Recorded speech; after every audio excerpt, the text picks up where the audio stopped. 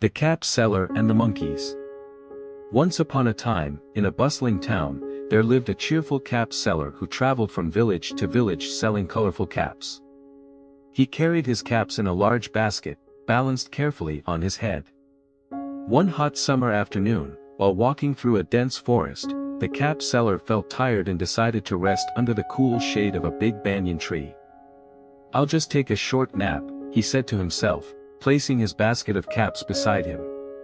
The gentle breeze and the chirping birds lulled him to sleep. Little did the cap seller know, a troop of mischievous monkeys was watching him from the tree branches above. Curious and playful, the monkeys climbed down one by one. They snatched the caps from the basket and wore them on their heads. The sight of monkeys wearing bright red, blue, and green caps was both amusing and chaotic. When the cap seller woke up, he was shocked to see the basket empty. "My caps! Where have they gone?" he cried, looking around in confusion.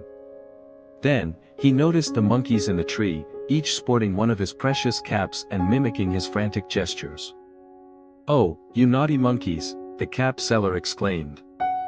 He clapped his hands, stomped his feet, and even shouted at the monkeys, but they simply imitated his actions, having a great time. Suddenly, an idea struck him. Remembering that monkeys love to copy humans, the cap seller smiled to himself.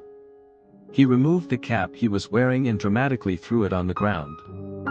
The monkeys, curious as ever, immediately copied him and flung their caps down from the tree. The cap seller quickly gathered all the caps into his basket. "Thank you for your help," he said with a chuckle, tipping his cap to the monkeys before hurrying away. The monkeys chattered loudly, as if realizing they'd been outsmarted. But the cap seller didn't mind. He had his caps back and a story to laugh about for the rest of his journey. And so, the clever cap seller continued his travels, his basket full of caps and his heart full of joy.